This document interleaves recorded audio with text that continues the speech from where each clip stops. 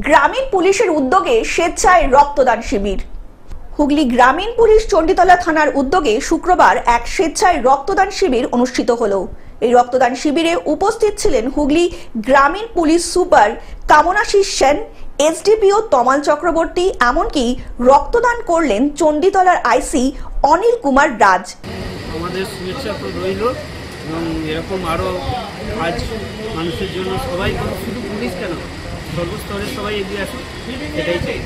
প্রায় 46 জন রক্তদাতা রক্তদান করেন এই অনুষ্ঠানে। ডাক্তারদের সংবর্ধনা প্রদান করা হলো। প্রদীপ প্রজ্বলন করে রক্তদান শিবিরের শুভ সূচনা করলেন police super IPS Kamanashis Sen. Deliver আমরা পাবলিককে নট জাস্ট পুলিশিং বা অন্য দিকেও আমরা যদি ওদের জন্য আমরা আমাদের সার্ভিস আমরা চালিয়ে দেব। Thank you so much. Hooghly থেকে কৌশিক ঘোষের রিপোর্ট, গ্লোব নিউজ।